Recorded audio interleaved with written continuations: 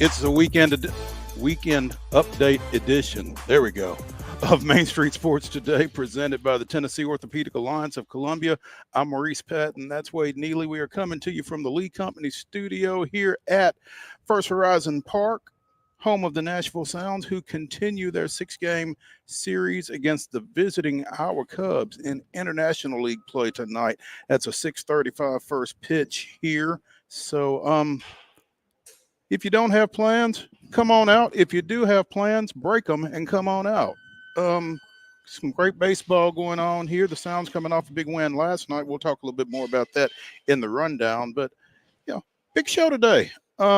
We have in the next segment Wes Clarke of the Nashville Sounds, who was part of their winning performance last night. In the next segment is Wes Clarke. Next hour, we will have Calhoun from Off the Hook Sports out of Knoxville talking a little UT women's athletics, as they have had a couple of significant developments, I guess, here over the last 24 hours. So looking forward to visiting with both of our guests here. Also, we'll be talking a little Braves. Tough one last night, and I have an admission to make. I dozed off during some of it. But it was late. That's allowed, right? It was late, and yesterday was a long day, as we touched on numerous occasions during yesterday's show. But we'll have some other major league news. And fortunately, sometimes we know a little bit about what we're talking about on this show, because we're gonna bring some news that we have broached, and we'll leave it at that for now. I like what you did there. Yeah. College football conference media days are cranking up. I think one has already taken place, actually. So football is starting to take up more bandwidth. And so, of course, realignment takes up more bandwidth. And we've got some stuff to talk about as far as that goes as well. The Nashville Cats, we talked to Dean Kokinos earlier in the week about their win down at Orlando. Well, they have another game this weekend as they try to nail down an Arena Bowl spot. So we'll be talking about that later in the show as well. And Wimbledon, we had Bill Riddle from UT Southern on yesterday. It's finally wrapping up. It feels like it's forever, doesn't it? I was going to say, I didn't get into it from the start this year, so to me, it feels like it's just getting going. Okay. I blinked and I looked and it said quarterfinals, and I was like, wait a second. I've been watching all these the soccer matches with Copa and Euros and whatnot, and I hadn't gotten into Wimbledon mode, so it snuck up on me. And the finals will be this weekend. So the brackets or the draws, if you will, have been confirmed for Saturday and Sunday. Also, the Major League Baseball draft starts Sunday. They will have a couple of rounds Sunday out at Arlington, and then it will continue on Monday and Tuesday. We'll talk a little bit about that later on in the show as well. So that's where we're at. That's what we got going on. Wade, how's your Friday so far? Friday's good. Rocking and rolling. You mentioned the Cats a moment ago. I drove right by Municipal Auditorium on my way out to First Horizon, and the banners are still up, kind of saying we're home of the Nashville Cats. And so something about a Friday in Nashville, too, is always exciting. Anytime you're at the ballpark is great, of course. But something about a Nashville Friday is exciting because you can spot the tourists real easy, and you can tell that folks are just getting here, and they're out getting their things ready for the weekend. They're checking into their hotel or Airbnbs and whatnot. And, they're gearing up for a big weekend. And that lets me know that we're gearing up for a big weekend. You know what's crazy, though, is Nashville, I think, is becoming that type town where it doesn't have to be the weekend for tourists to be in town either. Sort of like, walking around midweek in New Orleans or wherever else. There are a lot of places where they're just there. I mean, they don't come in for the weekend. They come in for the week. In a lot of instances, setting up a small residency, almost. Yeah, absolutely. But yeah, I think to your point though, Fridays are a little bit different. It kicks it up another notch. But you can tell the people that have been here already earlier in the week because they're moving a little slower than the people that are just now getting into town. That's if you know what point. I mean. Their heads are drooping a little bit. They're buying a few different items at the convenience stores. The Tylenol aisle is a little more less stocked in certain stores and locations. So, yeah, you can kind of tell the folks that have been here for a while. And I think we're going to get a good crowd out here at the ballpark tonight as the Cubs are in town. It feels pretty temperate for July 12th. Yes, exactly, because we got no wood to knock on, but cross those fingers. That's what we're looking at. Let's go ahead and dive in with yesterday's results in this weekend schedule on the rundown. This is the rundown. Folks, the Friday Rundown is brought to you, as always, by Chip Walters of Exit Realty, Bob Lamb and Associates. The Blue Raider Voice also wants to be your trusted advisor in real estate. So contact Chip at 615-542-1915 or visit his website at choosechip.net. That's Chip Walters, proud to support youth sports across Middle Tennessee. Short schedule yesterday. Not a whole lot going on, but the Astros doubled up the Marlins 6-3 to sweep that series at home against Miami. Again, the Braves fell to the Diamondbacks 1-0, winding up with a split of their 4-game series out in Arizona. Right here at First Horizon Park last night, it was the Sounds 10, the Iowa Cubs 4, and in WNBA action, it was the New York Liberty with a 91-76 victory over the Chicago Sky. On to today's schedule. We'll get you through the weekend, but we start with today as the Rangers are at the Astros tonight in the big Texas-sized showdown there. First pitch coming your way at 7:10 p.m. Game will be on MLB Extra Innings or local television. Braves are at the Padres tonight, continuing that West Coast swing. Got to stay up late for them again, Mo, as it's an 8:40 first pitch coming your way on Bally Sports Killing South. me. Man, yeah, they're making it tough these days to watch the Bravos.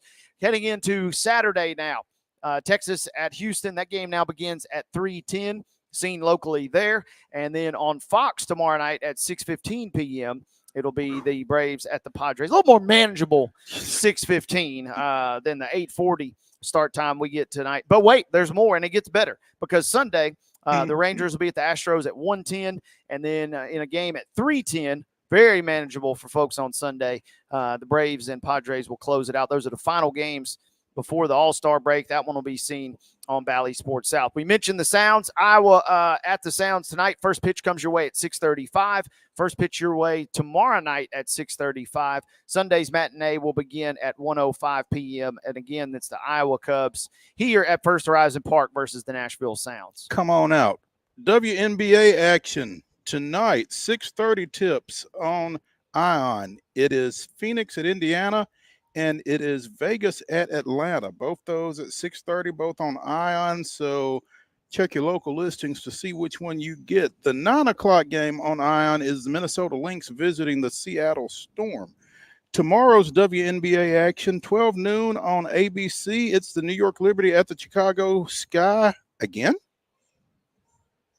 Running it back. There we go.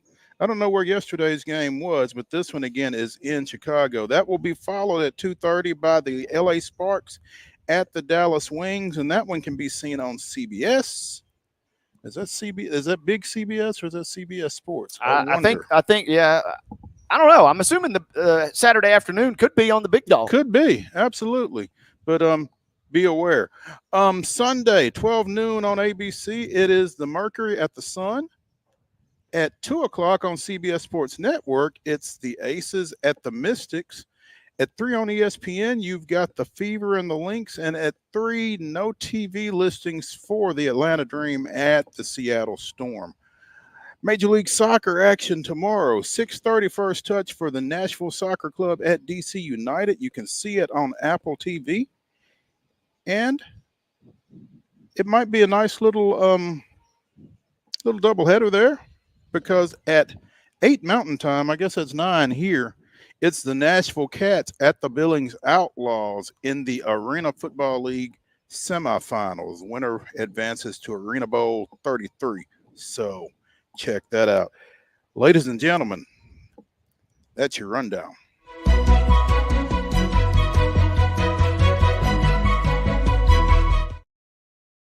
Today's top story brought to you, as always, by Piggly Wiggly over in Neely's Mill in Columbia. Be sure and check out their delicious daily deli lunch items that are available until 6 o'clock daily Also, their hand-cut meats and everything is cost plus 10% at the cash register. Piggly Wiggly, Neely's Mill, Columbia, bringing you our top story. And, there's a lot going on here in sports. But we certainly want to acknowledge the passing of, for lack of a better phrase, defensive mastermind Monty Kiffin, longtime coordinator at both the NFL and the collegiate levels, is credited with the Tampa 2 defense. Passed away Wednesday at the age of 84. Obviously, Monty is Lane Kiffin's father, currently the coach at Ole Miss, has pretty much been with Lane. He was with him for some time at Ole Miss. He was with him up at UT and has been alongside the young coach for quite a bit of his career, but certainly a legend in his own right. Yeah, no doubt. And when we saw this news last night, it was sad, obviously, to hear that one of the great coordinators and great coaches, obviously, across all levels of football, but really more so known at the NFL ranks. And just, I immediately was kind of transported to those old days. Picture this, it's a Sunday afternoon. The Bucs are playing the Packers.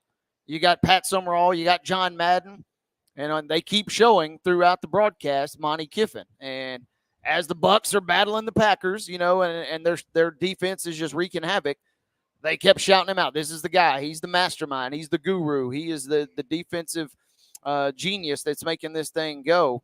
And that's where I went to when I heard the news last night, because, man, he was a really, really epic coach and really kind of brought a lot of high-level concepts at the time, especially to the game and to the professional ranks. So he is going to be sorely missed. Lane obviously was tweeting last night saying thanks for the well wishes, and he's obviously extremely saddened by the loss. But, man, a coaching legend has left us. Absolutely. Super Bowl 37 back in 2002, that Tampa Bay defense, they had 5 interceptions in that game against the Raiders. 3 of them were pick sixes. Warren Sapp, Derek Brooks, John Lynch, Rondé Barber, all members of that defensive unit. Kiffin worked with 6 future NFL head coaches over his tenure, including Mike Tomlin and Raheem Morris. So, I mean, he's had his hands on so much and so many. He's got another son, Chris, who is an assistant coach with the Texans.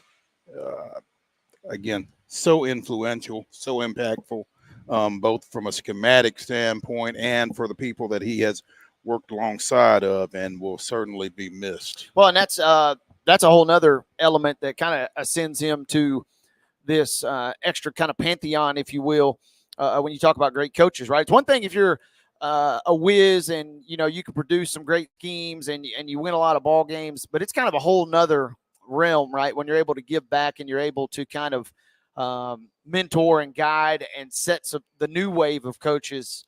I mean, really in any walk of life, but in this frame, coaching, kind of setting other people up for the next level to carry that torch on. And you're right. The coaching tree is expansive. The coaching tree is impressive.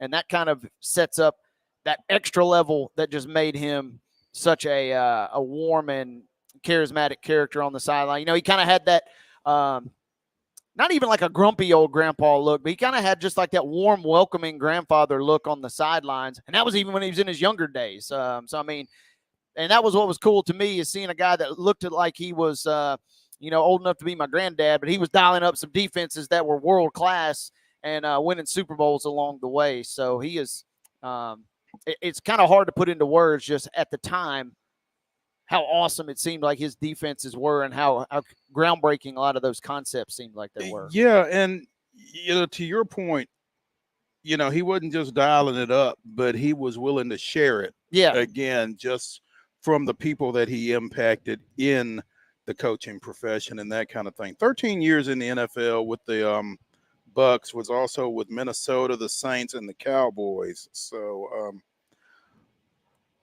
the Glazer family, which owns the Buccaneers, referred to Coach Kiffin as a beloved and iconic member of the organization. True innovator who got the best out of his players and helped create one of the signature defensive of the early 2000s. His passionate and energetic leadership style resonated with all his players, and he was instrumental in our first Super Bowl win and the success of Hall of Famers, as we mentioned. Off the field, Monty was kind, genuine, gracious, and always had a positive attitude.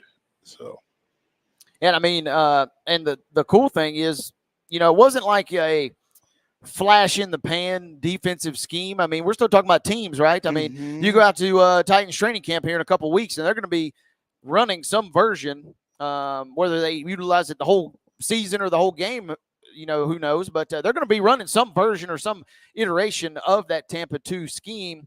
That's kind of how big of a level of impact we're talking. And then obviously the whole other element of this is kind of kickstarting Lane's career. And for a guy that really kind of struggled to find his footing as a head coach to begin, Monty really added kind of the extra layer of legitimacy. Don't know how much that really helped, because a lot of folks were still out there, gunning for Lane at the outset of his career. Some folks probably still are. But Monty being around at least was enough to kind of maybe take some of the pressure off him, and maybe also kind of give Lane that guidance that he needed.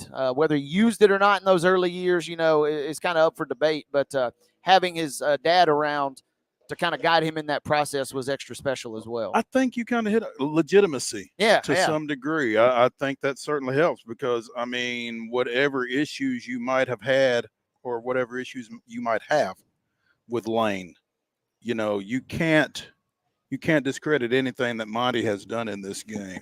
And so having him at UT, at USC, at, Florida Atlantic, and at Ole Miss certainly had to be a help for Lane, a sounding board, maybe not a shield necessarily, but certainly somebody to, like you said, offer a little guidance maybe when Lane needed it. He certainly did. There's no doubt about it. And Tennessee fans will be quick to certainly remind everybody of that. But, I mean, in some ways, the parallels are obviously there a little bit with the CALHOUN family now here in Nashville too.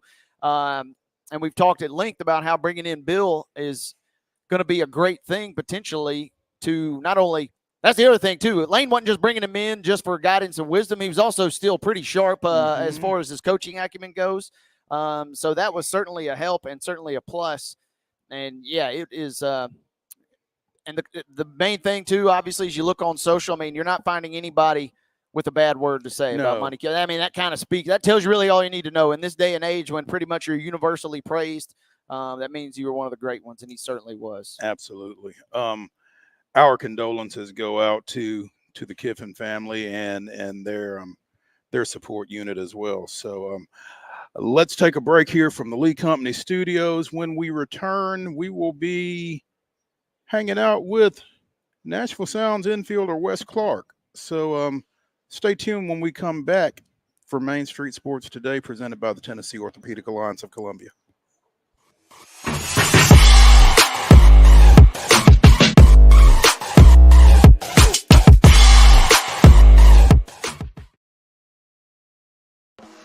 Bluegrass Auction Associates is hosting another estate auction in White House, Tennessee on Saturday, July 20th at 10 a.m. Join Bluegrass as they sell the Judy Matthews Honeycutt Estate, conveniently located in the scenic Orchard Park subdivision. This beautiful estate includes both real estate and personal property, so everything must go.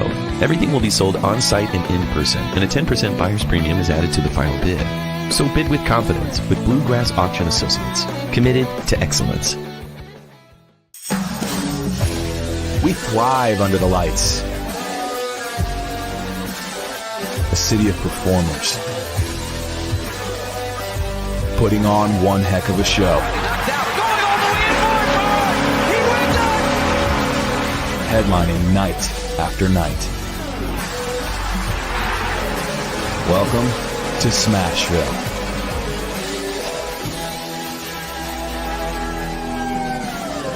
Whether you're an athlete or a weekend warrior, when it comes to your performance, don't settle for anything less than excellence.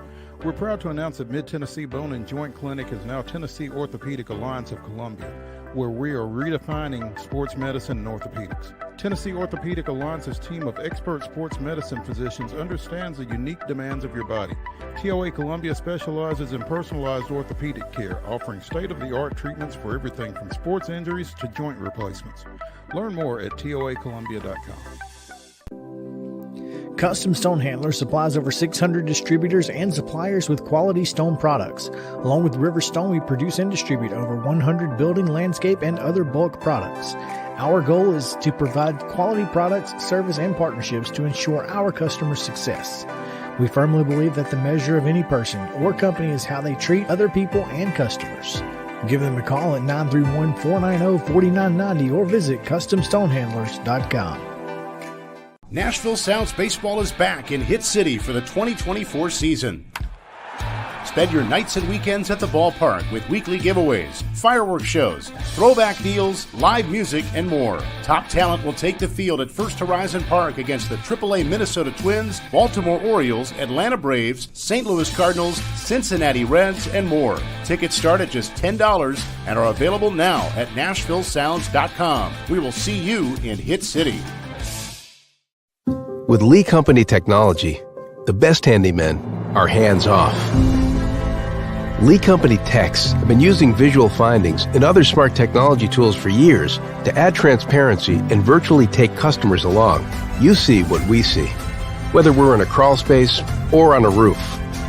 With Lee Company, technology helps us help you, no matter what's happening in the world or at your house.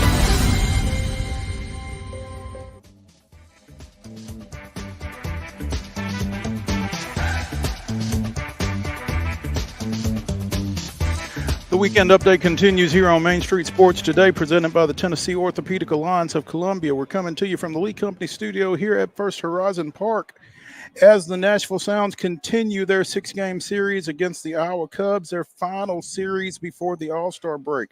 I'm Maurice Patton along with Wade Neely, and we are now joined by Nashville Sounds infielder Wes Clarke, coming off of a big night in the Sounds 10-4 win over Iowa last night. Wes, appreciate you joining us, man. Yeah, thank you for having me. Yeah.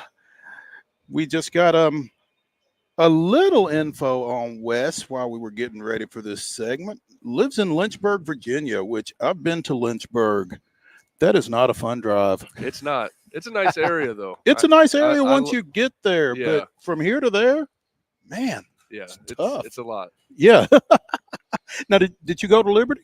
I did not. My whole family went to Liberty, but I was the oddball that went to South Carolina instead. Okay, well, I will tell you that as an MTSU fan, that's good. We can tolerate you. Oh, Then. yeah. The rest of your family, maybe not so much. But no. Again, big night last night. Double home run, three hits. Your second 3-hit night of the season.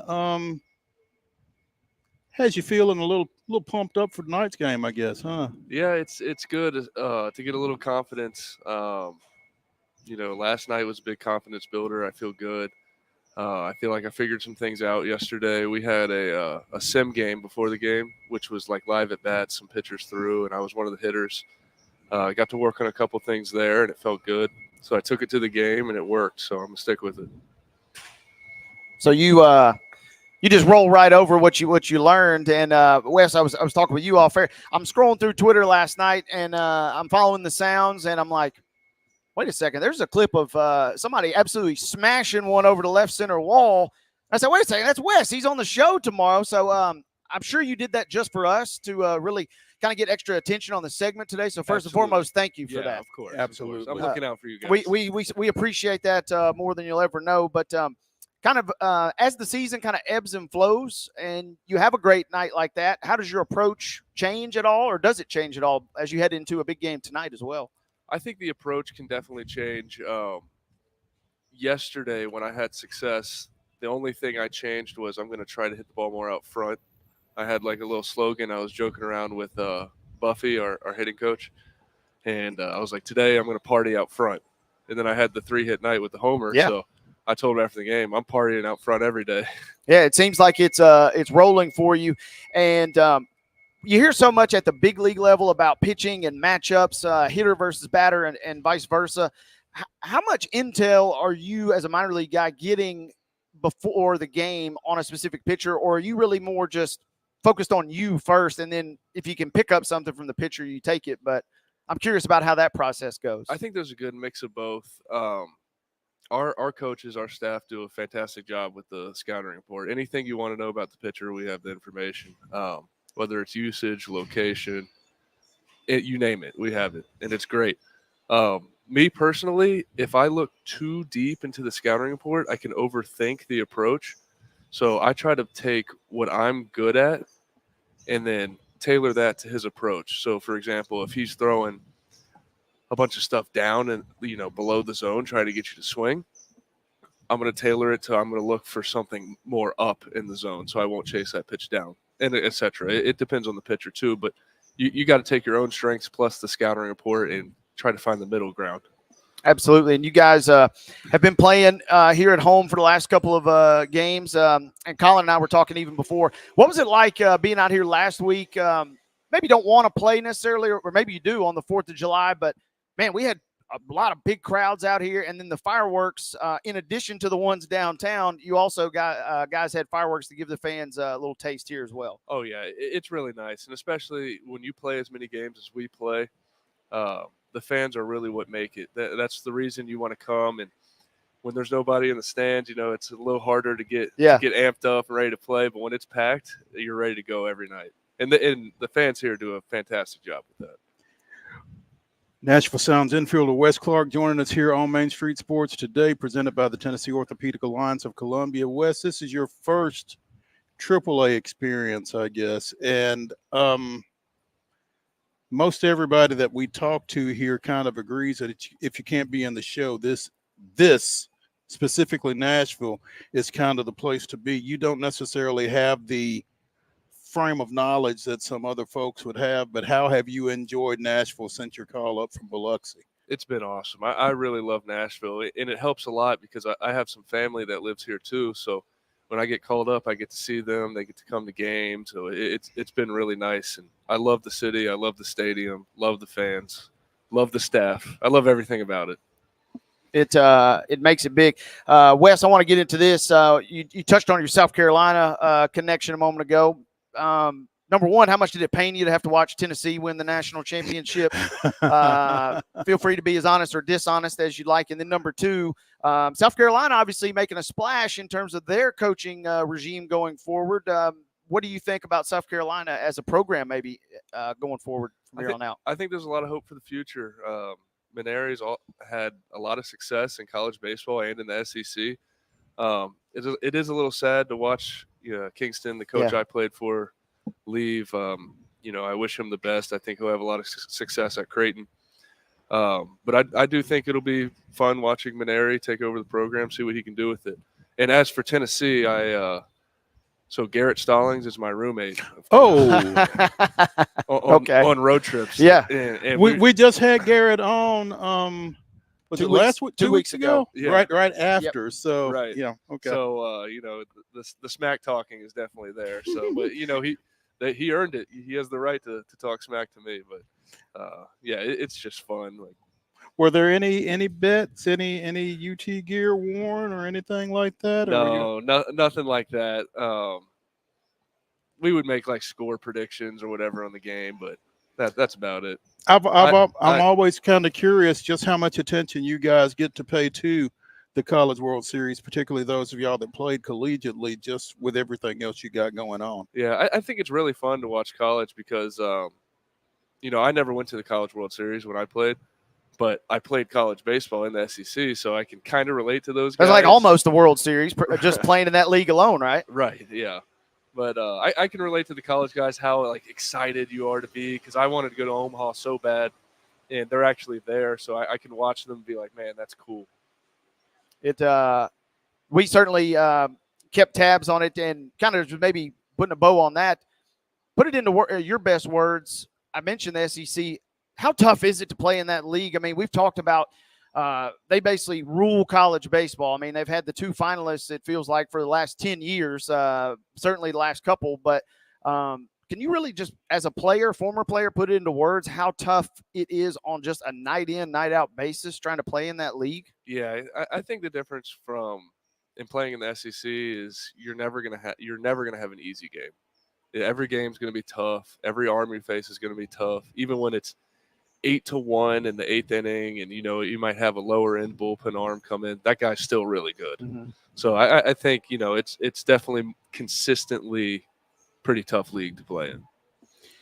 Do you feel like, Wes, it better prepares you? And again, I'm kind of asking you to kind of riff on something to a degree because you played in the SEC. You didn't play in other leagues, but do you feel like the SEC better prepares you for this next step than maybe some others with, the arms that you face, the coaching that you get, that kind of thing? How do you feel like the Southeastern Conference prepares you for college ball relative to maybe some others? I think it's the best thing you can do preparing for pro ball. Because those Friday night guys and Saturday night guys, they're going to be in the 90s with a really good slider and good command. And that's what you're going to see in pro ball. So just from a hitting perspective, I think it's really good prep for pro ball. How do you balance? I'm always curious to ask the minor league guys this question. How do you balance what you're trying to accomplish on a personal level, which presumably, is get to the show as soon as possible and stay as long as possible, versus also being a good teammate and trying to help the ball club get wins on a nightly basis? How does that process go about for you? So we actually just talked about this 2 days ago in our Bible study, and we were talking about how there's some guys in Bible study like Taylor Clarke. He's been around a little bit longer than me, and he said, you never remember players based off how well they do. You remember players based off how good of a teammate they were, how good of a person they were. So the priority is going to be, how can I positively affect my teammates, my team, my coaches? How can I be a great teammate? And then if you can play well also, that's a bonus. You mentioned Bible study and Brewer Hicklin on the show a couple weeks ago, prepping for this show. What can you tell about a really cool event that happened out here just a few nights ago with you in regards to you two and your faith? Absolutely, yeah. So I was baptized on Saturday after the game on the field by Brewer, and it was really great to be able to publicly announce that I put my faith in Christ. I look at baptism as similar to a wedding ceremony. So the wedding ceremony isn't what marries you. The wedding ceremony is, I'm going to get me and my wife in front of all these witnesses, and I'm going to commit my life to her, right? Mm-hmm. That's the same with baptism. While baptism doesn't save you, it's, I'm going to, in front of all these witnesses, I'm going to show everyone that I'm committed to Christ. That was fantastic stuff. Reading and learning about that. And like I said, we've had Brewer on, and I'm interested too. He's got the home run campaign going. What can you give us an update? Has he got a big tally or a big leaderboard going on? Does he keep close tabs on that? Do you know? I don't know what he's doing, but it's working. So yeah, no, it's really fun. I see a lot of myself in him as a hitter. He's one of the guys that I look up to, both as a person and as a player. So I watch him very closely. I talk to him a lot. He's one of my really good friends. Well, you got your 10th bomb of the year last night. Again, after starting the year in Biloxi, so starting to put some pressure on him a little bit, maybe. Yeah, I mean, if I can catch him, that'd be great. It's gonna take a lot of work, though.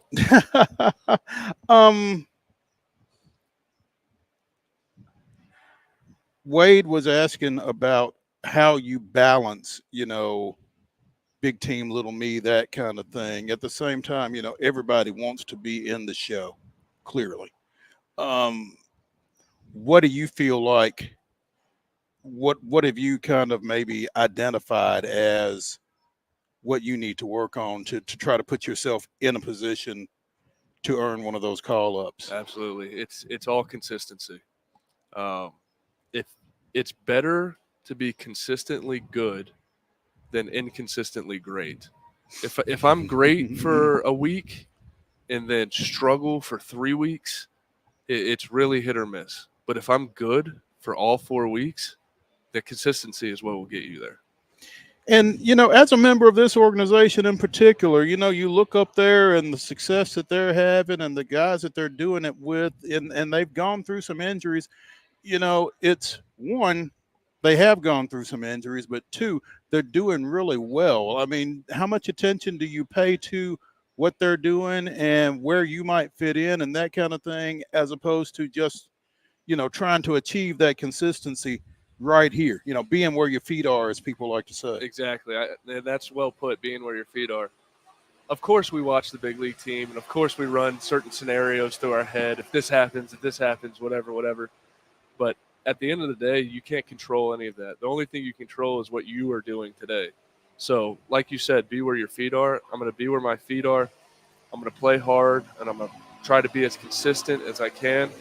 And Lord willing, when the right time comes, I'll be in Milwaukee.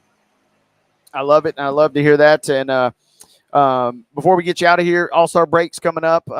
We've discussed no real easy way to get back home necessarily, at least in a short amount of time.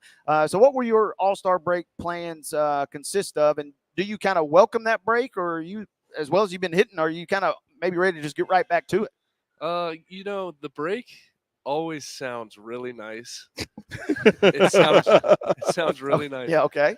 And then once you're 2-3 days in, you're like, man, I want to play. Yeah. So I think there's a little bit of both, mixed feelings towards that. Obviously, I want the break. But as for plans, it's funny. Me and my wife are thinking about buying a car, because since we're having our child here in a couple weeks, we need something a little bit bigger for the stroller and car seat, and you name it. So I think we're going to go on the look to a couple dealerships, a couple places, and see, what's the best option. So that's a practical break right there. That is a practical break, and car shopping is always fun. It is, yeah, especially when you test drive a couple. Yeah. I guess in an ideal world, maybe that 36 weeks would be long enough, and maybe something would happen right here over the break. Right. Oh, yeah. In a perfect world, yeah. Well, we'll keep our fingers crossed for you. Wes Clarke of the Nashville Sounds joining us here on Main Street Sports today, presented by the Tennessee Orthopedic Alliance of Columbia. The Sounds taking on Iowa in their final 3 games before the break. 6:35 tonight, 6:35 tomorrow night, 1:05 on Sunday. Come on out and check out Wes and the boys. Wes, we appreciate it, man. Thank you guys so much. Thank you, Wes. Hey, when we come back, it'll be a little bit more baseball, but the next level. Stay tuned.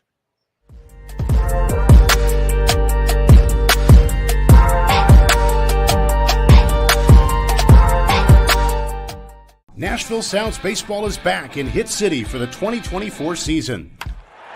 Spend your nights and weekends at the ballpark with weekly giveaways, fireworks shows, throwback deals, live music, and more. Top talent will take the field at First Horizon Park against the AAA Minnesota Twins, Baltimore Orioles, Atlanta Braves, St. Louis Cardinals, Cincinnati Reds, and more. Tickets start at just $10 and are available now at NashvilleSounds.com. We will see you in Hit City.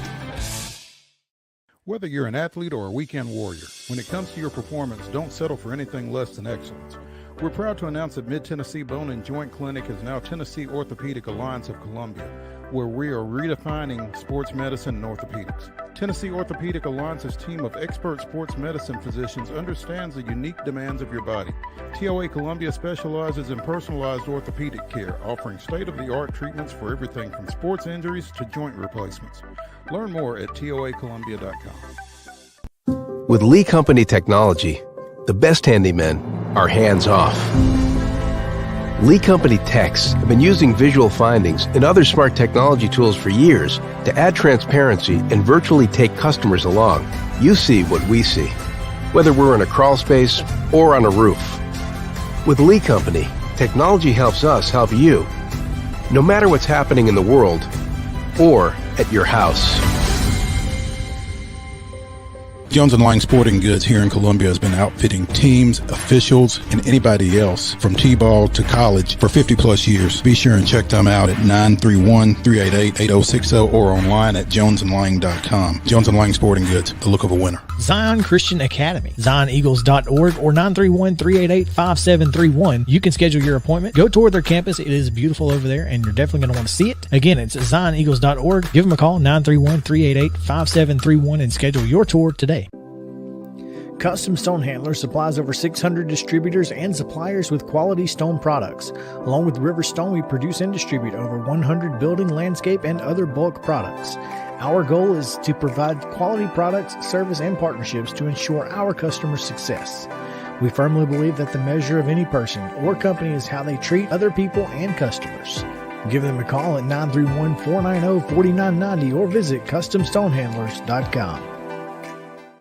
Piggly Wiggly, located in Neely's Mill Shopping Center, is Columbia's locally owned and operated Cost Plus 10 grocery store dedicated to serving the community with low prices and smiling faces. Piggly Wiggly offers fresh, hand-cut meats daily as well as daily hot plate lunches from their deli counter. You're certain to see smiling faces and a helping hand when you're here at Piggly Wiggly. Come by and check out our fresh produce, high-quality meats, and more. Down home, down the street, we'll see you at the Pig.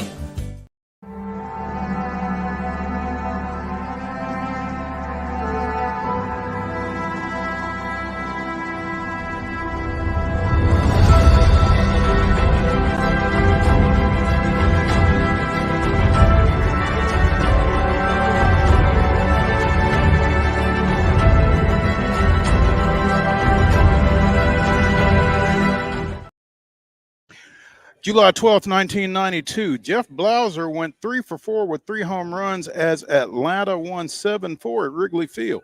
The typically light-hitting shortstop hit a pair of solo homers early before his 3-run bomb in the 10th with 2 outs was the game's decisive blow.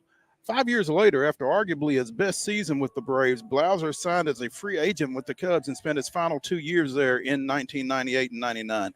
That was this day in Braves history. Jeff Blauser is without question one of the first choices in when that game where you start naming old Braves amongst your friends, you start going through the 90s. Jeff Blauser is one of the first ones that usually, when you're trying to stump your buddies, that's one that always gets mentioned. Yeah, because, I mean, he wasn't, you know, the Andrew Jones. He wasn't the Chipper Jones. He wasn't one of those standout guys. He was just one of those guys that was kind of consistent. As Wes was just saying in the last segment, there was nothing really flashy about him other than the 3 home run game. He was just kind of there. Yeah, he had his moments of flashiness, but yeah, he was a staple of some of those really good teams, and good to kind of have some good news. I feel like we've been having a lot of transactional news in regards to Braves history lately, so it's good to kind of get back on a little bit of a positive offensive note, and maybe that'll be an omen for this weekend series here. Yeah, I was just going to say we could have used one of those homers last night. I think one of those homers would have been enough, but the Braves shut out last night and give up a home run early. Well, not early, in the 5th, but fall 1-0 out at Arizona. Eugenio Suarez for the 2nd straight night.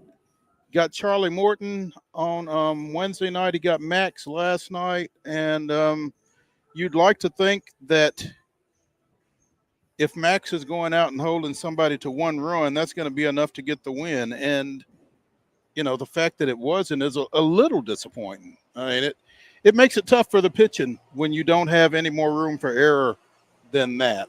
So, yeah, and that's got to be frustrating, right? You go back in the dugout after another inning and you're like, all right, I'm doing my part. I don't need much. I don't need much. I just need a little something. Just something. 6 innings pitched, 5 hits, 3 walks, 7 strikeouts for Fried, but it was the 1 home run that got him as he brought his ERA down to 3.08 with that performance. Again, that's a tough loss. That's a tough loss for Max. That's a tough loss for the Braves because, you know, they had a chance to take the series after winning the first 2 games out there before dropping that one on Wednesday. So, you know, we'll see if they can get back on the horse tonight as they continue this western swing out at San Diego. Schwellenbach going for the Braves, 2-4 with a 5.02 ERA. Really had a great outing his last time out. Randy Vasquez, 2-4 with a 4.66. taking the mound for San Diego in the first of a 3-game set. And again, 8:40 tonight before we get to some normal start times over the weekend. 3:10 the next 2 days, I guess. So yeah, looking forward to that. Maybe I can get back into a more reasonable sleep pattern. Yeah, and it's got to be frustrating. At one point, yours sounded like it might have been more necessitated than anything. But at some point, if you're a Braves fan last night, you're like, well, if we ain't going to score any runs, I'm not staying up for this. Yeah, I intended to stay up for it because, I mean, again, 1-0. This team is one swing away. Yeah. In fact, they had some opportunities. They had Riley on in the 7th, I think, and couldn't score him. And again, the way this offense has been playing here more recently, you're one swing away in a 1-0 ball game. Just couldn't get that swing. So we'll see how it goes in San Diego. Your guys, on the other hand, taking care of business. Well, there's something to be said for it. I mean, say what you will about it being Miami, but win the games you're supposed to win. And that's what they did. Yeah, got the win on a night where, after you win the first 2, you're thinking, all right, does Houston maybe let off the gas a little bit? And the answer was no, as teams kind of traded runs in the early part of the game, but Houston kind of opens it up and eventually wins 6-3. They got out hit 11-5, but they win the game 6-3.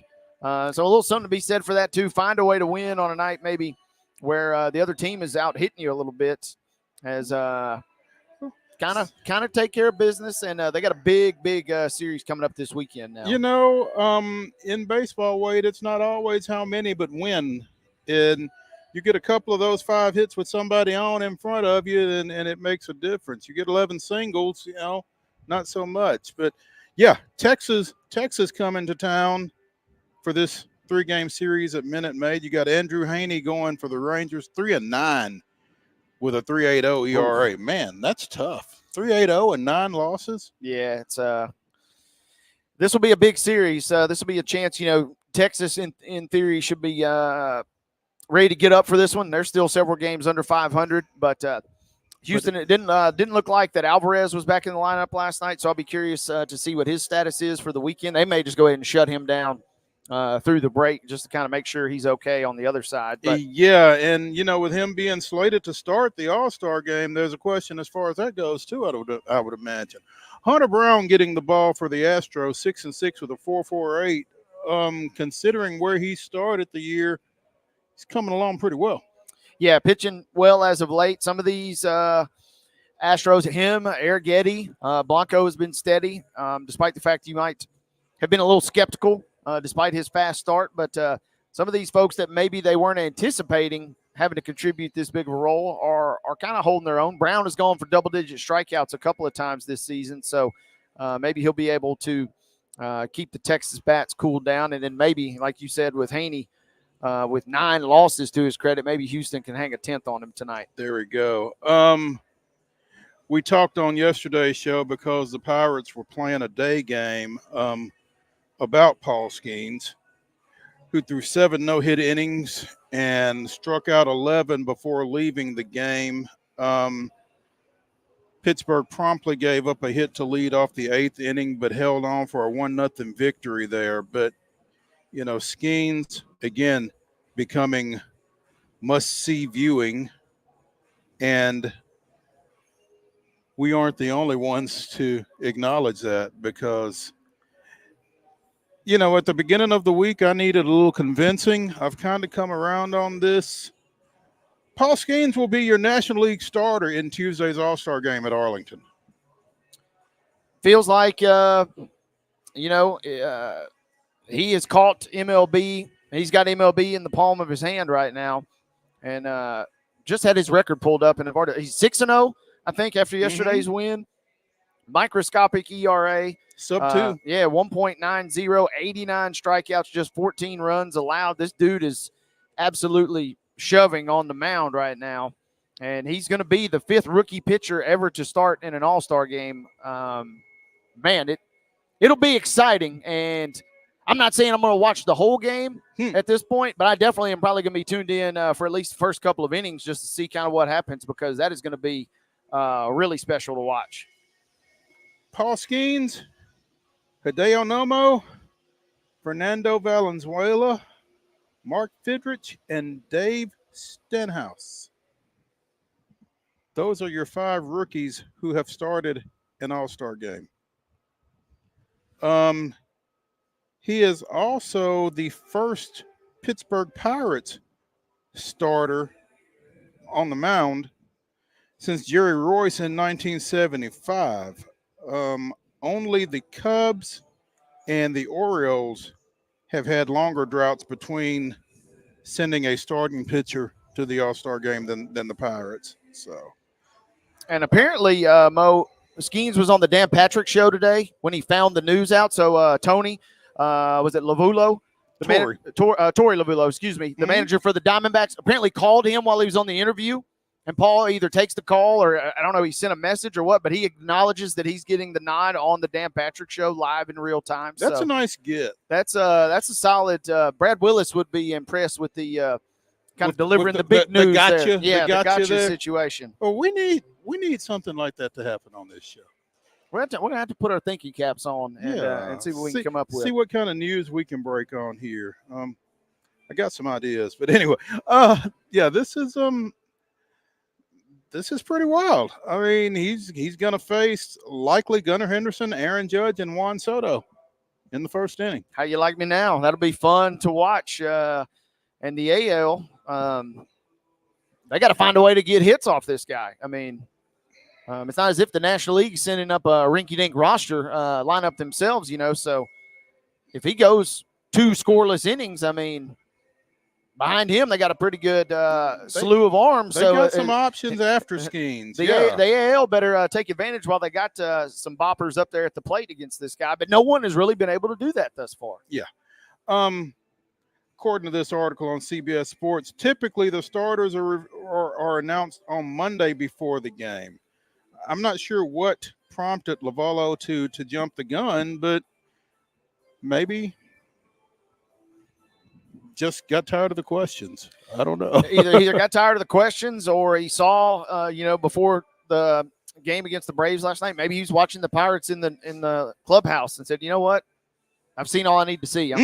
This is my guy. There we go. I don't know, but yeah, that will be that'll be the big storyline. The cool thing is you got the home run derby to kind of kick things off, which is always exciting. But then that's going to further build into the drama coming up on Tuesday. Did we talk about the finalists, the final home run derby?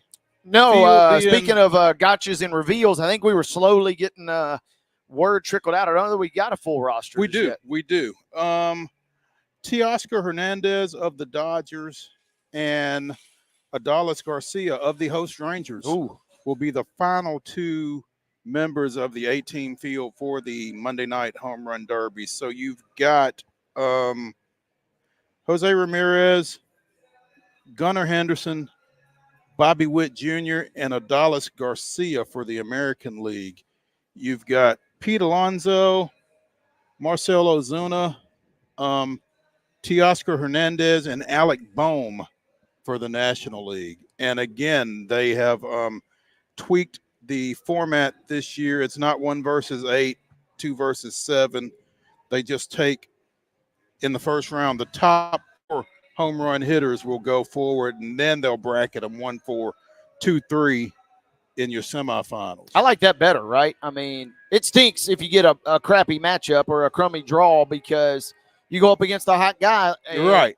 You stroke 21 and he puts up 22, and then you got to watch somebody else go behind you that puts up 12. 16, and you're out on the corner. So I kind of like this matchup or this format a little better, and I will be tuned in. It should be another entertaining derby. To kind of, like I said, kick. I'm wondering, did they still do the celebrity softball game? Yeah, I think that's always entertaining too. They don't show it live; they tape delay it, and but man, it's kind of always fun to watch too. Yeah, they play it before the derby, and then they show it after the derby. Yeah, so it's always fun to see who shows up for that. Tough news for former Farragut High School, former Tennessee Vol standout Nick Senzel, who was waived by the Washington Nationals earlier today. Senzel signed a one-year, $2 million deal with the Nats over the offseason. He had been DFA'd last week with hopes of trying to trade him after a 209 start to the season, 7 home runs, 18 ribs in 64 games. Got off to a slow start after breaking his right thumb in spring training and just never came around for the Nationals. So Nick Senzel is a free agent.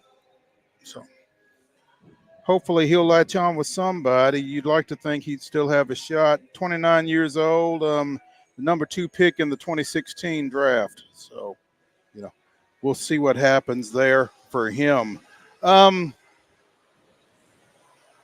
That probably does us for hour number 1 here on Main Street Sports Today, the weekend update edition, brought to you by the Tennessee Orthopedic Alliance of Columbia. When we return to the Lee Company studios here at First Horizon Park, it'll be the grab bag.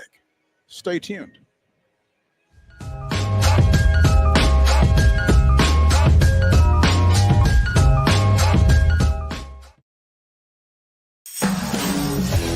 We thrive under the lights.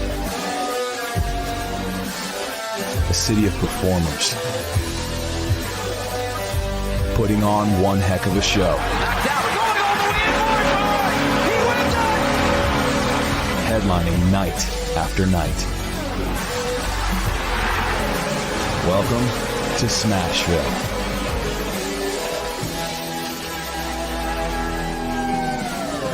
Whether you're an athlete or a weekend warrior, when it comes to your performance, don't settle for anything less than excellence. We're proud to announce that Mid-Tennessee Bone and Joint Clinic is now Tennessee Orthopedic Alliance of Columbia, where we are redefining sports medicine and orthopedics. Tennessee Orthopedic Alliance's team of expert sports medicine physicians understands the unique demands of your body. TOA Columbia specializes in personalized orthopedic care, offering state-of-the-art treatments for everything from sports injuries to joint replacements. Learn more at toacolumbia.com. With Lee Company technology, the best handymen are hands-off. Lee Company techs have been using visual findings and other smart technology tools for years to add transparency and virtually take customers along. You see what we see, whether we're in a crawl space or on a roof. With Lee Company, technology helps us help you, no matter what's happening in the world or at your house.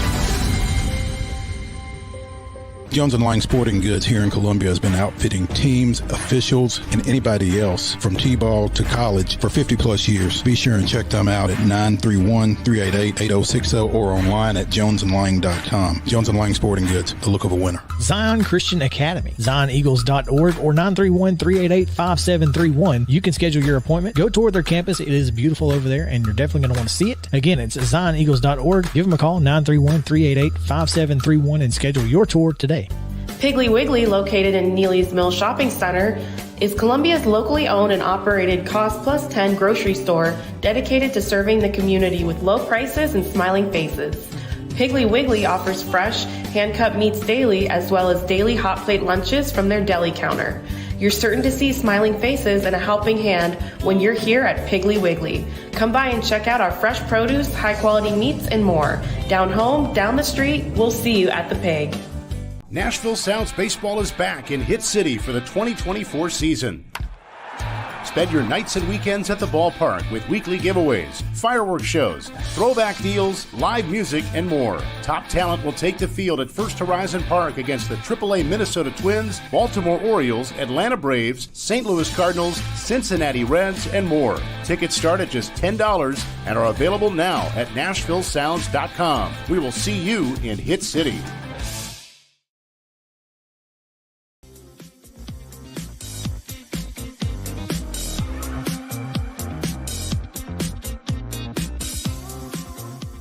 We are Main Street Sports Today, presented by the Tennessee Orthopedic Alliance of Columbia.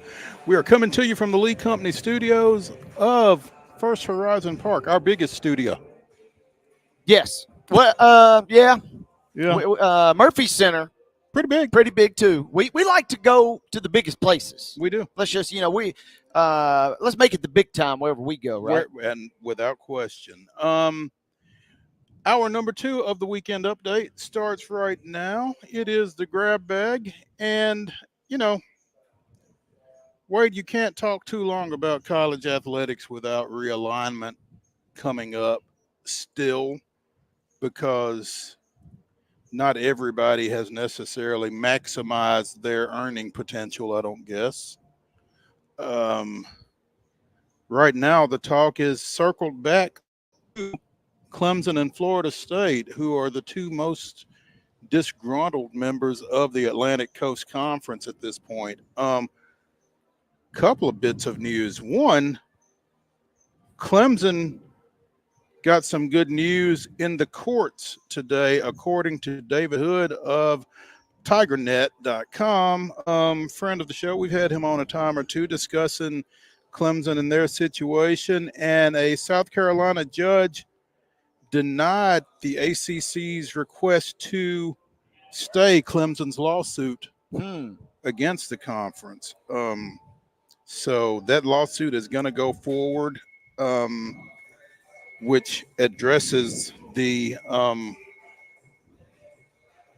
documentation that keeps Clemson and everybody else in the ACC. So, we may be looking again at the dissolution of some rights that could leave Clemson and everybody else maybe open to depart the conference. And it looks as if the Big 12 has some interest in both the Tigers and the Seminoles. Yeah, this is an interesting one for me, right? Because on one hand, Florida State, who kind of kickstarted this party, it seems like a couple months ago, they're kind of trying to do what's best for them, right? Clemson kind of steps up and says, we're on equal footing with you. And this is Clemson talking. So they say, yeah, we're going to, try and maybe strong or at least threaten to leave or, try and get out of this deal here. And then now flash forward, and now the Big 12 is sitting there thinking, ooh, we might really like these guys. So it's kind of fascinating to me where the schools view themselves in the pecking order and then where the conferences view the schools in the pecking order. Because in a perfect world, obviously, right, the SEC would be the landing spot for Florida State and Clemson in terms of media rights deals, in terms of geographic, if that still matters at all, in terms of the rights deals for sure. But I just don't know. This is the fascinating part to me. I don't know if the SEC, how much, if any, they're really super interested in adding those two as programs. Meanwhile, the Big 12 would do, it seems, almost bend over backwards to try and get these two guys at this moment. I think you touched on a lot of really salient points in all of that. One, I'm not sure that the SEC is any longer interested in either Clemson or Florida State for a number of reasons. One, I think 16 is where they want to be. And by getting Texas and Oklahoma, they are officially at 16. I think any more than that really gets really unwieldy. Clemson is in South Carolina. They already have a school there. Florida State is in Florida. They already have a school there. Again, I'm not sure, to your point, what geographics means anymore. Doesn't feel like it means a lot, right? But at the same time, with them, again, being at 16, they may be good for now. And again, geography not mattering, maybe Clemson and Florida State isn't that much of a reach for the Big 12, which already has, Central Florida, right? So, yep. And so the interesting thing on this, too, is I suppose every contract is different, but the way that it seems like a lot of these membership agreements are drawn up, and who was it? I believe it's SMU with their new conference realignment deal. They're basically forfeiting. They're not going to be entitled to any money that comes from their media rights deal for like 5 or 6 years, which was kind of a little bit of an eye opener for me. Yeah, you're thinking, all right, we're not going to make any money for 5 or 6 years, but then when we do, we're really going to start reaping major benefits. That's the interesting thing with Florida State and Clemson is that SEC Big Ten money is practically guaranteed almost. I mean, it would have to take something really, really crazy for those two to kind of lose their footing. Whereas the Big 12, I mean, this is the same conference we just were talking about a couple weeks ago. They're looking at selling the naming rights for their whole conference. I mean, what does that speak to in terms of maybe potentially their financial stability and where they think they might be going forward? So this is an interesting puzzle piece as these things kind of continue to move around. It really is. And in all of that, it really feels like this might be the last gasp on the Big 12's part, to try to kind of stay relevant because, I was trying to I saw a graphic yesterday that showed what the Big 12 would look like if you added Clemson and Florida State. And again, the biggest, and the thing that I am really having to get over, Wade, as an old school guy, is that geographics don't matter. I mean, when you're talking about Stanford and Cal and SMU being in the Atlantic Coast Conference, that doesn't do it for you.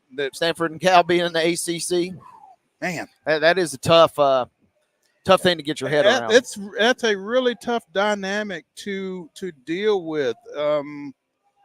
When you've thought about college athletics the way I have thought about college athletics, since I was a kid. Yeah. Basically. I mean, the Big Ten is up there. The ACC is over here. The Big 12 is kind of out there, but it's different. And it would be even more so with, I know everybody's going to be excited about that Iowa State, Florida State ball game in whatever sport. Yeah, yeah. I mean, I assume you were talking about softball. I mean, obviously the one that everybody always kind of points their fingers to is, what does USC flying out to Rutgers for a volleyball match really look like? What does that entail? The matchups, football-wise, feel so unique and kind of feel like you're okay with them because they're kind of a one-off situation. But that's the thing that you really kind of scratch your head and wonder how all this plays out because, yeah, what does Oregon going to Michigan for a baseball series look like? I mean, how does all that play out? And then how do the finances work? I mean, is football really making that much money at all of these programs, or are the revenue rights that large that they're kind of able to essentially subsidize almost every other sport outside of football and then maybe men and women's basketball? I mean, that is the real fascinating part of all this. That is the real fascinating part. And what fascinates me is if Clemson and Florida State find their way out of the ACC, it feels like to me that either the Big 12 or the ACC are going to be trying to fight off elimination. Yeah, last team stand or last conference standing type situation. Yeah, because I mean, whoever wins that war, it kind of feels like it becomes a power three with that conference becoming the third conference. Because I mean, what does the ACC look like without Clemson and Florida State? Two of the arguably, particularly in football, which is all that matters, two of the more stable, more competitive programs traditionally in that conference. Yeah, I mean, your only true national powers, outside of one-off seasons. And you're bringing in Stanford and Cal and SMU. SMU is the best of those remaining teams. You can make a really strong argument in terms of football prowess on a consistent basis, at least. So that's the crazy thing. It almost feels like a little bit like Florida State and Clemson kind of, yeah, they would like to be in a different conference if at all possible. But you wonder how much of this is just posturing, too, and just trying to get what's best for them. Not saying they're going to launch a Seminole network or anything, but it kind of almost feels like they're trying to do a little bit of a power play, kind of like we saw with Texas in the Big 12. Like, hey, we are the top 2 teams in this conference, no matter how you slice it and dice it, and we need to be rewarded as such. And maybe this is just all posturing. That's the crazy thing is there's so much smoke and mirrors to a lot of this, right? Yeah. Justin Thomas got off to a great start yesterday at the Scottish Open. Not so much today. Uh-oh. Yeah. Thomas shot an 8 under 62 to lead the field coming out of round 1.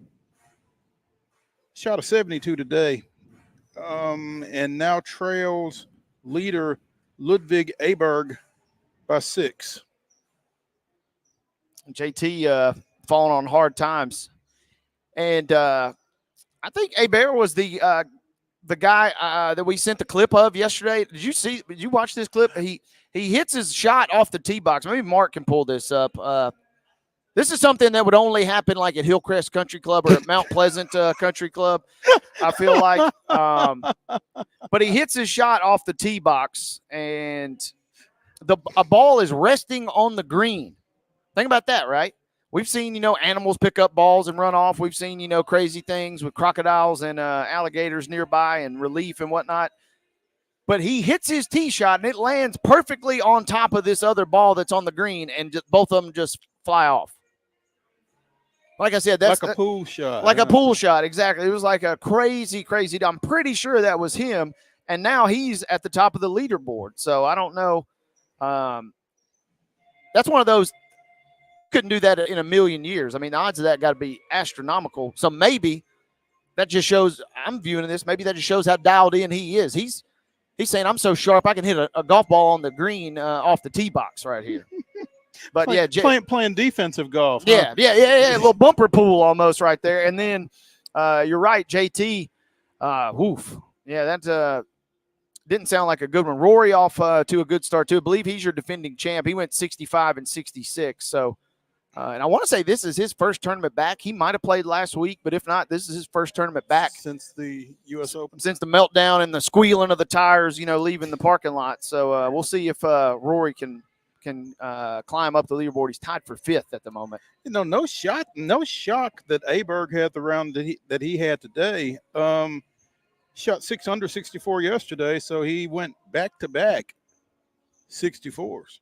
Consistency. That's been kind of a theme on our show. And he didn't play in the U.S. Open, but our kid from Ardmore, Lee Hodges, is in Scotland, and he's tied for 37th. He posted 67 and 68. So he's kind of in contention. This will be a tournament where you see some pretty low scores, and so he's probably going to have to get a little lower if he wants to really make a run at this thing. As I believe this is the precursor. I think the Open is next week. So this is kind of the nice little warm-up before the final major next week. Antoine Rosner, a shot back of Aberg. Morikawa, you mentioned McIlroy.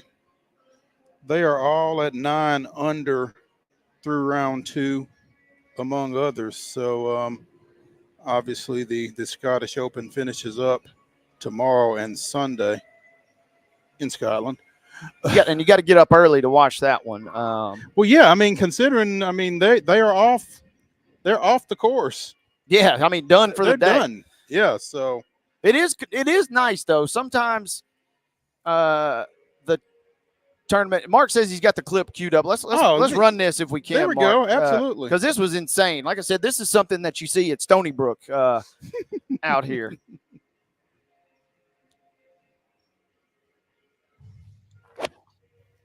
So we're off the tee box here.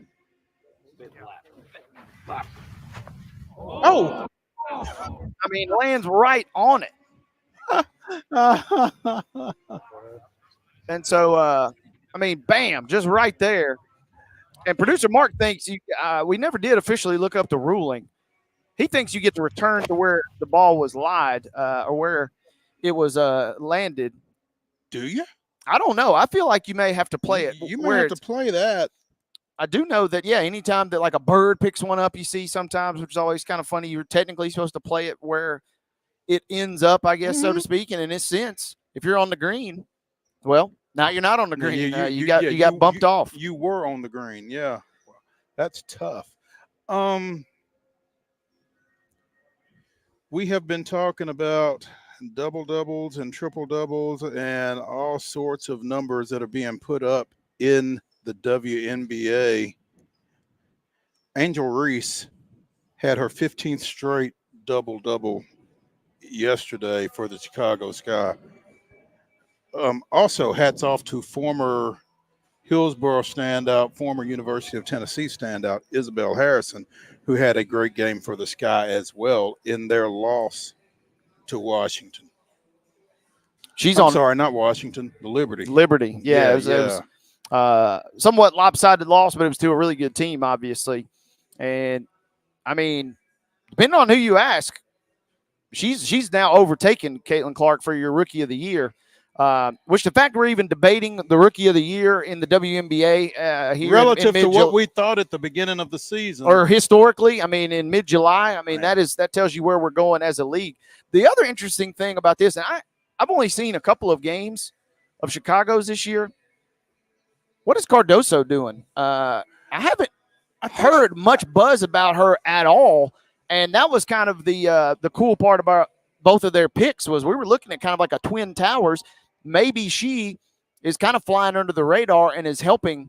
That could be a sneakier pickup, a pairing, I should say, that maybe we even gave it credit for on draft night, because having those two young ladies down low could be massive. Because I haven't heard a lot about her as far as an individual standpoint to this point. In that loss to the Liberty, she had 8 points and 7 rebounds in 20 minutes. She was 4 of 5 from the floor, as opposed to Angels 5 of 17.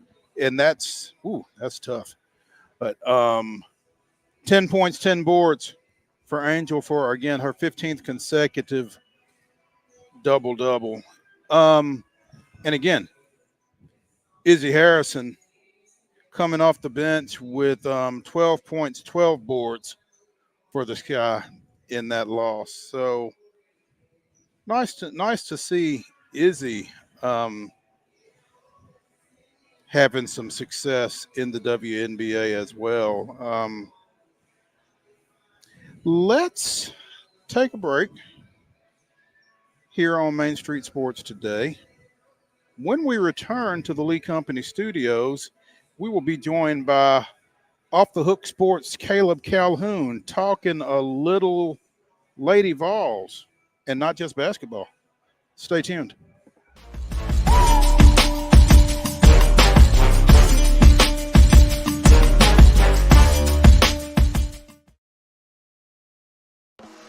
Bluegrass Auction Associates is hosting another estate auction in White House, Tennessee on Saturday, July 20th at 10 a.m. Join Bluegrass as they sell the Judy Matthews Honeycutt Estate, conveniently located in the scenic Orchard Park subdivision. This beautiful estate includes both real estate and personal property, so everything must go. Everything will be sold on-site and in person, and a 10% buyer's premium is added to the final bid. So bid with confidence with Bluegrass Auction Associates, committed to excellence. With Lee Company technology, the best handymen are hands-off. Lee Company techs have been using visual findings and other smart technology tools for years to add transparency and virtually take customers along. You see what we see, whether we're in a crawl space or on a roof. With Lee Company, technology helps us help you, no matter what's happening in the world or at your house. Piggly Wiggly, located in Neely's Mill Shopping Center, is Columbia's locally owned and operated Cost Plus 10 grocery store dedicated to serving the community with low prices and smiling faces. Piggly Wiggly offers fresh, hand-cut meats daily, as well as daily hot plate lunches from their deli counter. You're certain to see smiling faces and a helping hand when you're here at Piggly Wiggly. Come by and check out our fresh produce, high-quality meats, and more. Down home, down the street, we'll see you at the Pig. Whether you're an athlete or a weekend warrior, when it comes to your performance, don't settle for anything less than excellence. We're proud to announce that Mid-Tennessee Bone and Joint Clinic is now Tennessee Orthopedic Alliance of Columbia, where we are redefining sports medicine and orthopedics. Tennessee Orthopedic Alliance's team of expert sports medicine physicians understands the unique demands of your body. TOA Columbia specializes in personalized orthopedic care, offering state-of-the-art treatments for everything from sports injuries to joint replacements. Learn more at toacolumbia.com. Custom Stone Handler supplies over 600 distributors and suppliers with quality stone products. Along with River Stone, we produce and distribute over 100 building, landscape, and other bulk products. Our goal is to provide quality products, service, and partnerships to ensure our customers' success. We firmly believe that the measure of any person or company is how they treat other people and customers.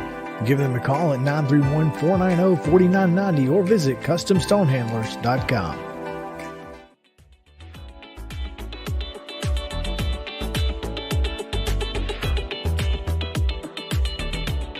Continues here on Main Street Sports Today, presented by the Tennessee Orthopedic Alliance of Columbia. I'm Maurice Patton, along with Wade Neely, coming to you from the Lee Company Studios here at First Horizon Park, as the Nashville Sounds will be taking on the Iowa Cubs at 6:35 tonight in the fourth game of their six-game series, closing out their pre-All-Star game schedule. So come on out, as we have mentioned on more than one occasion. Feels really nice out here, and I would imagine it's only going to get nicer as it gets later. So might be a great night for a ball game. We are now joined on Main Street Sports Today by Caleb Calhoun of Off the Hook Sports. And when we last visited with Caleb, we were discussing the latest acquisition out of the transfer portal for newly named women's basketball coach Kim Caldwell at the University of Tennessee. Well, they got a couple of huge commitments out of the high school ranks yesterday. Now, they won't be coming on campus this year, but for the 2025 class, New Jersey girls basketball standouts Mia and Maya Paldo, they are twins, have committed to UT as part of their 2025 recruiting class, and the first high schoolers to commit to Coach Caldwell. Caleb, good afternoon, first of all. Good afternoon. How are you guys doing today? We're doing well, man. It's amazingly nice out here for July 12th, so we're really enjoying the weather and the surroundings here at First Horizon Park. But, tell me, what is the significance of this recruiting development for Coach Caldwell and the Lady Vols? The Paldo twins, I would argue, are her biggest get to this point beyond any of the transfers she has picked up. Now, this complements things for, like you said, 2025, 2026. I still have no idea what to expect with the 2024-25 team because it's all athletes and no shooting at this point. But Maya and Mia Paldo are, based on their stats on Max Preps, are both 5'5" point guards, and they are sharpshooters. They are shooting 38% and 57% from three, respectively. Yeah, no, I didn't make that up. Mia Paldo, for the year, has made 92 threes over, I believe, just 159 attempts, which is an incredible stat. And so Kim Caldwell's system has always been dependent on three things. Well, at the lower level, it's really just been dependent on players being able to shoot threes. She can turn up the tempo. She can make things fast-paced, and then the three-point shooting is how she wins. At the SEC level, what she obviously needed was she needed size and athleticism to go with that. Well, then she went and in the transfer portal has gone for all size and athleticism, most notably Alyssa Latham and Lazaria Spearman, but not a lot of shooters. Spearman and Latham should still be on the team next year, and with the Paulden twins arriving, you now have exactly what you need to complement each other, where you got the Paulden twins that can really stretch the court and do all the three-point shooting necessary, and you have Latham and Spearman that can do the rebounds, the outlets pass, and turn up the tempo from the post. So, I mean, this gives her a chance at a very complete team. Now, again, I'm putting a lot of expectations on the Paldo twins as freshmen next year. I'm acknowledging that, but they do come from North Jersey. There's a lot of good basketball in that, particularly high school basketball in that North Jersey, New York City area. So they will be seasoned and tested when they get to Knoxville. I can say that. Maya Paldo averaged 15.4 points, 5.9 rebounds, 5.4 assists, and 3.6 steals. Mia Paldo averaged 19.9 points with 5.9 assists as juniors. So they bring firepower from the high school level. Obviously, how that transitions will remain to be seen. But they've certainly proven on the high school level that they can be quite potent, and they're not easing into the situation at the University of Tennessee. We know we're the best backcourt duo out here. Off the court, we're continuing to grow the game while providing opportunities for the next generations of hoopers. And just like some of the GOATs before us, we're game changers, and that's why we're committed to Tennessee, home of the Lady Vols. Tennessee is the home of legends. There's no better place to call home and continue our journey. So here's to the next chapter. It's time to bring a natty back to Vol Nation. Announcing their presence with authority are the Paldo twins, the first set of twins ever to sign with UT, by the way. That's interesting. Yes. I mean, the bravado is certainly there. It is. It absolutely is. They and I think that adds some entertainment. Like I said, there's, it's that New York City area confidence. You really like seeing that from players. There is confidence. There's maybe overconfidence sometimes, but I think given the recent success of Zakai Ziegler, I think Tennessee fans are more than happy to welcome the confidence. I will say that she didn't say it when she committed, but Candace Parker did say in year 2 of starting at Tennessee, I remember distinctly, as the NCAA tournament started, she said, it's been a drought for Tennessee. It's time to bring a natty back to Knoxville. At the time of the drought, they hadn't won a title since 98, and this was 2007. So this isn't the first time that there's been some bravado for some college athletes. And what's really in Knoxville, that is, and what really stands out is, I think both of them, the Paldo twins together, but particularly Mia Paldo, when you look at the history of the Lady Vols and the eras that surround a player that was their superstar at the time, you talk Bridget Gordon, you talk Shamika Holdsclaw, you talk Candace Parker, and obviously Tamika Catchings was with Shamika Holdsclaw. They're always typically wings to bigs. There has never really been a transcendent Tennessee star that was a point guard in those times. And I think that's what really is kind of, not that there haven't been great point guards at Tennessee. I mean, Holly Walker was a great guard, but I'm talking transcendent on that level. I think that's the expectation the Paldo twins are putting on themselves, to be that for Tennessee, to be in that stratosphere, but to be it as a point guard, not as a forward/center. Yeah, I find that part fascinating, Caleb. And I wanted to ask you first and foremost, they beat out Illinois, Penn State, and Texas Tech. How much of a win, or was this a win just to kind of just flex a little muscle on the recruiting trail for the Lady Vols, putting all the future expectations to the side? Was it for Coach Caldwell just to step in and say, all right, just to maybe just get a couple nice recruits, beat out a couple decent schools, just to kind of set the tone, maybe, if you will, on the recruiting trail? Yeah, it was big. Mia Palwell is a 5-star. Maya is a 4-star. And Mia's the 13th ranked prospect. I think Maya's the 49th ranked prospect. And so to win for these players is huge, because my prediction was that I thought that the reason Danny White had hired Kim Caldwell is Danny White's very big on hiring a coach that's going to have early success. And then with that success, they're able to recruit at a high level. If she's able to do this now, before having even coached a game, if the early success that Danny White says he's expecting comes, what's she going to be able to do next year to get even more talent into Knoxville? And again, she didn't just get 2 very good players from a very well battle-tested region. She got 2 players who are literally the perfect fit for what she wants to do. I mean, she can plug them in immediately. This is, right now in football, I've always said that it hasn't happened yet, but Nigo Iamaleava strikes me as a player who was designed in a lab to run Josh Heupel's offense specifically.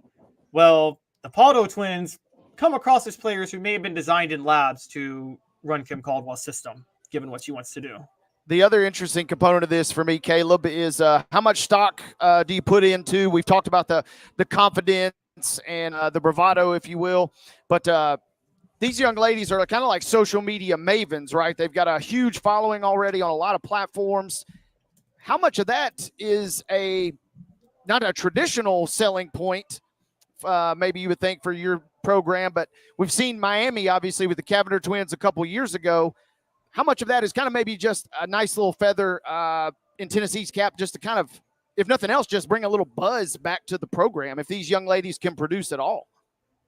Oh, it's huge. And it brings buzz, but not only does it bring buzz, I think it also, in an NIL age, I mean, they are social media experts, so they're going to know how to monetize their social media brand. You might see some other recruits who might say, I could see a chance to monetize and grow my social media brand affiliated with these players. I think that happens a lot. And, something like women's basketball, where the money's not flowing the way it is in football or men's basketball, I think NIL potential has a much greater effect on recruiting than in other sports. Because in football, let's just be honest, I think a lot of players will chase NIL, but I think they will also chase their NFL futures. And they're not going to sacrifice a chance, for instance, to go start for Kirby Smart at Georgia just for $50,000 extra in NIL money somewhere else if they know Kirby Smart's going to put them in the NFL. Whereas I think in women's basketball, I mean, that could end up making the difference because the salaries of the pros are just not the same, obviously. So I think that it could end up, it actually means more now than it probably meant 5 years ago, seeing them have such a social media presence. That's the way I'm viewing that component of it, is it's selling the sizzle a little bit of your program. Yeah, obviously the wins are what really needs to sell your program, but in this unique world we live in now, whether it's NIL or social media followings, it seems like this is a kind of a nice little extra that Tennessee is picking up with these two. Oh, absolutely. Nice little extra sizzle plus the actual talent and what they're able to do. I totally agree. This is going to be a really, really big deal for them. And again, let's remember that with women's college basketball transitioning more to a guard-oriented game, a lot like the men's game is in many ways, there's going to be more, Tennessee has never had, Candace Parker had sizzle, don't get me wrong. I mean, but, the style of play, the Stars didn't have the women's game just didn't call for a lot of sizzle among the Stars because they were oftentimes post players.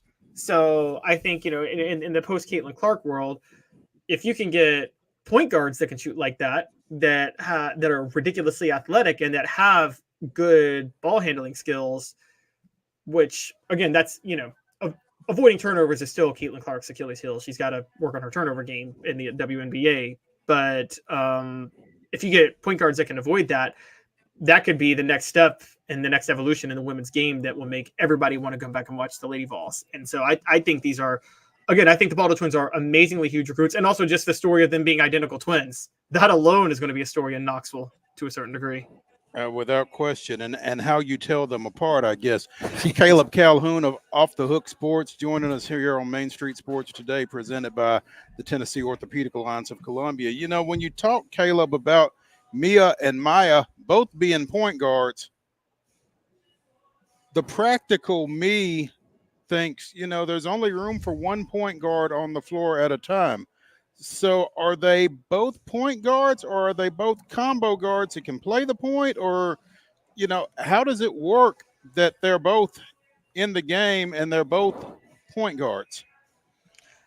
I think in this day and age when point guards can score at a certain level, I think they're both can be combo guards that can play the point. I mean, look at you brought up their stats earlier. They're averaging 19 and 15 points a game. They're both elite shooters from outside.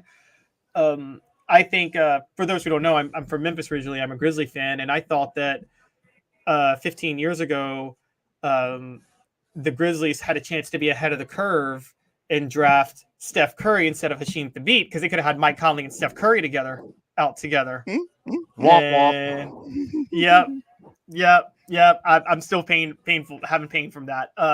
But I know that Lionel Hollins, the Grizzlies coach at the time, wanted to draft Steph Curry and was wanting to run Conley and Curry together.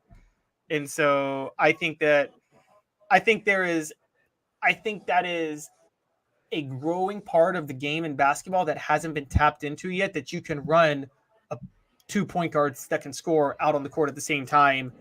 And I think there's a very good chance the Paulo twins could be playing together because of that. I wouldn't think that they came here for one of them to start and one to not. So it'll be interesting to keep an eye on. Had a softball development yesterday, Caleb, from right here in our backyard, as former Independence third baseman Ryan Brown announced that she would be leaving Texas and coming to Rocky Top, or as some have referred to it, the real UT. What do you feel like the significance is of Ryan Brown's arrival onto Karen Weekly's roster? I guess the third player out of the portal for UT in this cycle. Yeah, Karen Weekly, it's striking me because you're right. She's added 3 players in the portal. You know, the softball team was the number 3 overall seed and got bounced in the Super Regionals, didn't make it to the Women's College World Series. I wonder if she's not feeling any pressure, don't get me wrong, but I wonder if she's putting pressure on herself with the softball team getting bounced and the baseball team going to win the national title. So I think that I think there's an all-out commitment at this point to do it in softball. Now, Tennessee softball should have already had a national title. They should have had one 17 years ago. Monica Abbott did everything she possibly could to deliver them a title, and they couldn't score a run in Game 2 of the Women's College World Series final. But I think Karen Weekly, we know that Tennessee is knocking on the door constantly, that softball program is, and has been for a good 20 years now. And at some point, you have to think they can break through. And it feels like Karen Weekly is going all in to try to do that right now with the way she's going after transfers. And I understand it. I mean, you know, again, you were the number 3 overall seed and you got bounced in the Super Regionals. You probably are. It's not as humiliating as what happened to Tennessee baseball a couple of years ago, because they were just doing so much talking that when they got bounced in the Super Regionals, it was just humiliating. But I think the softball program, that is a bad taste in the mouth, particularly when the baseball program goes and wins it all. So I feel like Karen Weekly's putting all her chips on the table at this point to try to get a title. Yeah, I'm curious to see. It's kind of an easy question, and everybody's asked it over the last couple of weeks, Caleb, but it does feel like we're sitting on the precipice of Tennessee, after winning this title in baseball, of kind of just busting down some doors and really, really blossoming as an entire athletic department. But obviously that it's not as if you just show up and that just happens. And that's where I'm fascinated to see some of these other programs like softball, like women's basketball, maybe not football and men's basketball like we kind of naturally think of. And I'm curious, your take is, does this force the other coaching staffs and programs to try and elevate their game, or do they see something through the lens or prism that baseball did and try and mimic that in their own way? I'm curious your thoughts on any of that. I think for softball and women's basketball, there's pressure because traditionally on Rocky Top, softball has always been, until Tony Vitello, softball was the better program than the baseball program. They always were the superior program. And I mean, we don't even have to break down how women's basketball traditionally was far superior to men's basketball in Tennessee. And I think that because of that, there was a bit of pressure that, you know, if you're on campus, you probably feel, if you're the athletic director, you probably feel to say, I can't afford to have these programs fall behind. I mean, Tennessee was, again, history lesson here for a lot of people who may not know. One of the reasons the women's basketball program was so successful for so long was Tennessee was one of the first states to embrace women's sports before Title IX was a thing. I mean, they had women's high school basketball in the 40s. And I know this from family who've told me, I wasn't around when it happened, but I think Tennessee still, even into the 70s, had that where women's basketball was, you know, you had 5 players on one end and 5 players on the other, wasn't it? Where you had like 10 players on the court? No. It was 3 and 3. It was 6 on 6. You had 3 offensive players, 3 defensive players at each end of the floor. And that was the format until the 1979-1980 season. And our favorite coach, Pat Summitt, had a lot to do with that, because at one point she went to the TSSAA and told them, until you guys go full court, I'm not signing anybody from Tennessee. Wow, I did not know that story. Interesting. So, yeah, actually, the format changed between my freshman year and my sophomore year in high school. That's how I remember. So, Pat Summitt, a pioneer in more ways in than more one. ways Obviously. than one, absolutely. Yeah, no shock. And interestingly enough, I mean, Pat Summitt for years had Tennessee knocking on the door, but couldn't win the national title until, what was it, 87 or 88? And it was probably because Tennessee had finally had a collection of high school athletes that had played full court.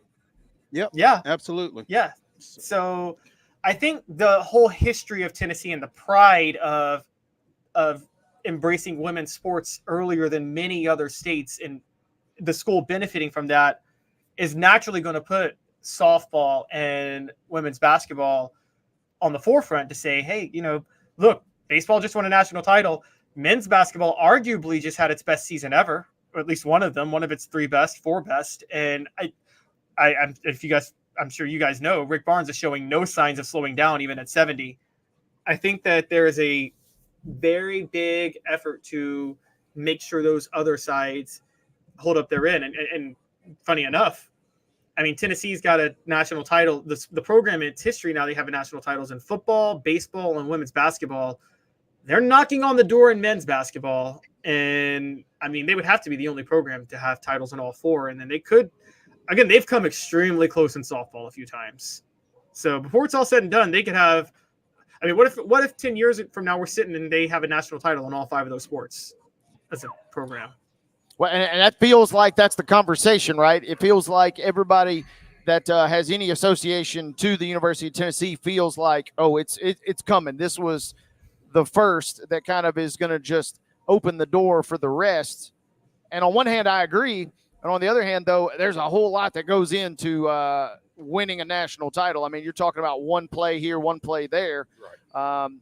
So that's where I will be extremely fascinated to see, because even though they haven't produced titles, kind of to your point, especially with men's basketball, Tennessee has produced some really, really strong teams, but just has not maybe got that extra bounce to go their way. Otherwise, we would already be talking about national championships perhaps in those sports.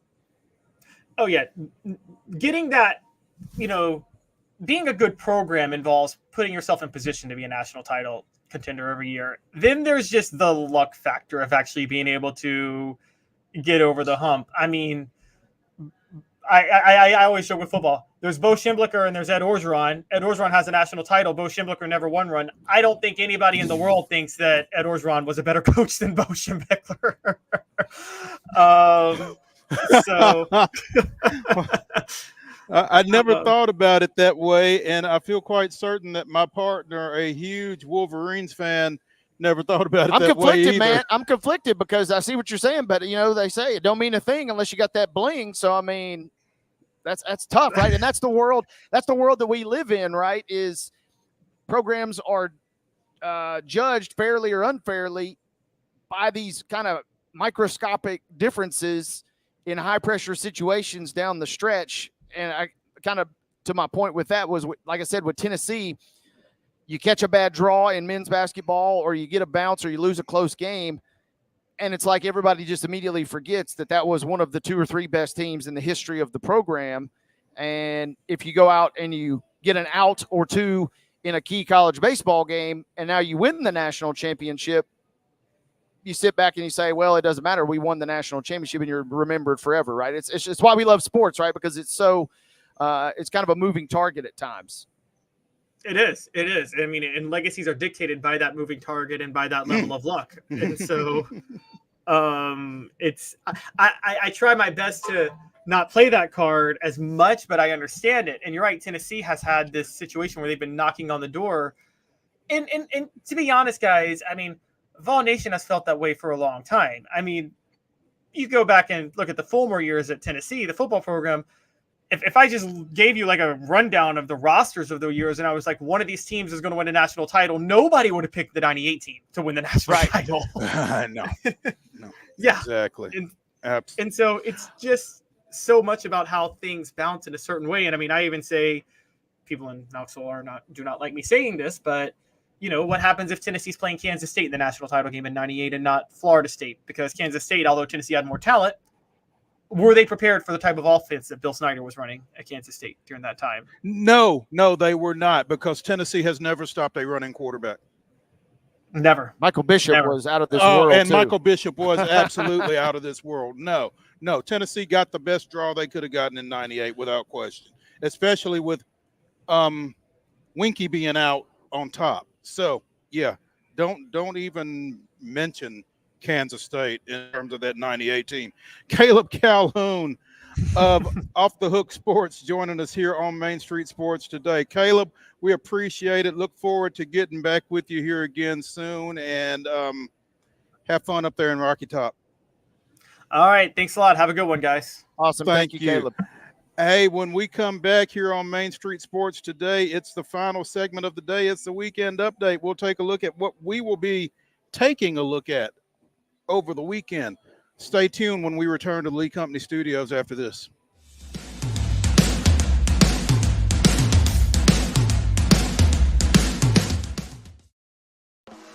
Bluegrass Auction Associates is hosting another estate auction in White House, Tennessee on Saturday, July 20th at 10 a.m. Join Bluegrass as they sell the Judy Matthews Honeycutt Estate, conveniently located in the scenic Orchard Park subdivision. This beautiful estate includes both real estate and personal property, so everything must go. Everything will be sold on-site and in person, and a 10% buyer's premium is added to the final bid. So bid with confidence with Bluegrass Auction Associates, committed to excellence.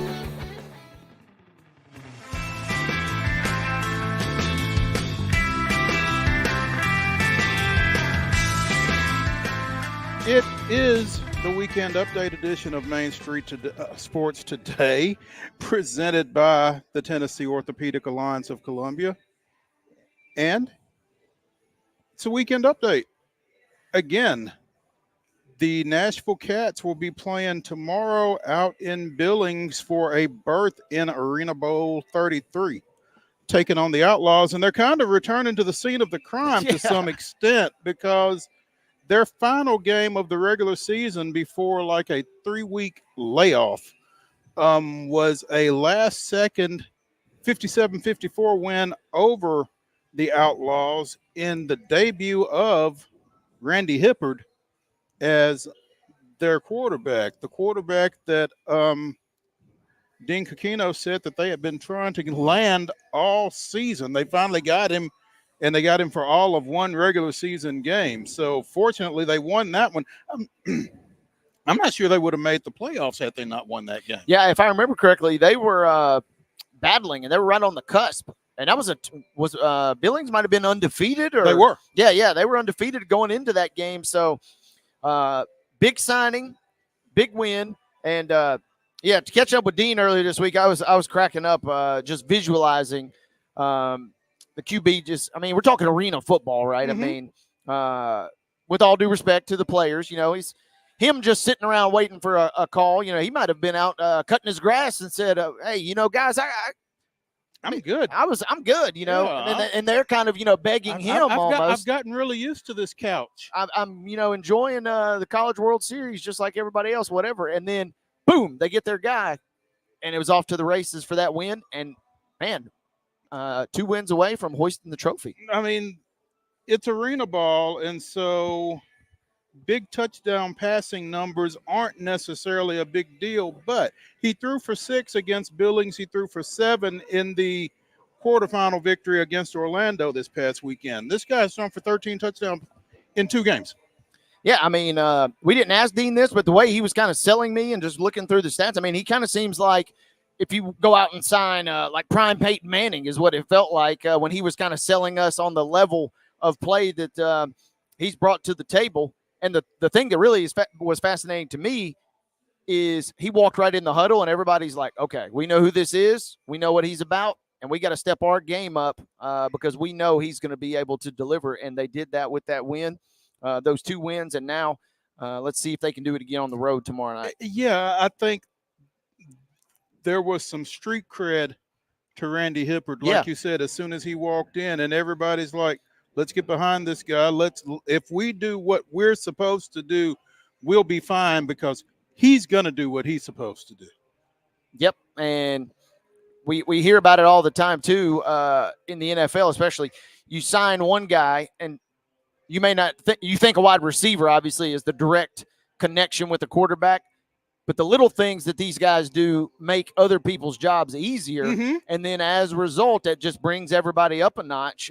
So a big pickup, and I'll be keeping tabs on online to see if the Cats can get a crack and get a win and get a crack at the Arena Bowl next week or 2 weeks. You mentioned, well, when we talked to Dean again, one of the things that he mentioned is in Arena Ball in particular, the game's got to come, the ball's got to come out quick. And so this guy knows he's got to get the ball out. That means the line knows, we don't have to hold guys for too long. Different things like that are going to make everybody better. And when you've got somebody back there that really knows how to run the offense and do what they're supposed to do, makes things easier for everybody. So again, the Cats at Billings, that is 8:00 Mountain Time. So that makes it 9:00 here. Yeah, that's borderline Braves start time territory right there. You got to stay up a little bit later for that one. Just when we thought we were going to get some sleep tomorrow night. Yeah. What else do we have this weekend? We've got soccer. Well, first we've got tennis this weekend. The women's singles finals at Wimbledon will be tomorrow. And I guess men's semis are today or were today, and the finals will be on Sunday. Yeah, this will be I'm trying to see if I can get a final score here from you trying men's to pull singles. Up the draw? Yeah, there we go. Alcaraz, the young Spaniard, will be in the final. He's going to be taking on Djokovic in the championship. So this will be a big-time championship between the number 2 and number 3 players in the world, respectively. That'll be coming your way on Sunday. And Bill Riddle told us yesterday, UT Southern tennis coach Bill Riddle, he said the men's side especially, but the women's is pretty strong as well. But the men's side is really as diverse as it's ever been in terms of guys. If you put them 2 or 3 years ago, the way they're playing right now, they probably would be good enough to be the number 1 in the world. But just the way that the talent is dispersed, they're either 4th, 5th, etc. And I say all that to tell you that the women's championship, which will be tomorrow, features the number 7 and the number 31 player in the world. So 7 and 31. How about some parity there? 7 and 31 world rankings to get it done. Who is the 31 player? Looks like we have because that's who I'm rooting for. It looks 31 player looks like Barbara Krejcikova. Sure. Krejcikova, excuse me. There we go. Okay. Barbara Krejcikova versus Jasmine Paolini, 31 versus 7. That comes your way at 8 a.m. tomorrow. That's kind of an appetizer for the big matchup on Sunday. There we go. Also this weekend, NSC trying to snap a slide. They go to DC United for a MLS match.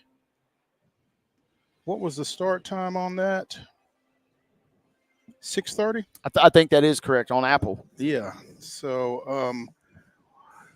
NSC has lost their last 3 now? Yeah, back-to-back losses for sure to Columbus and lost to Miami at home and then lost to Columbus and Portland on the road. And that Portland loss was particularly unimpressive. Yeah, not down 4-0 at the half. Not impressive at all. And I was up here last night, ran into Lucas Panzica, who works for 104.5 The Zone and part of the Nashville broadcast team. And we were kind of groaning and lamenting that, the guys are not playing well. But then we both kind of perked up and we said, man, they should be able to go on the road and beat DC. Yeah, DC's not very good, are they? DC's not great, and Portland is kind of a buzzsaw. It's tough to play out there.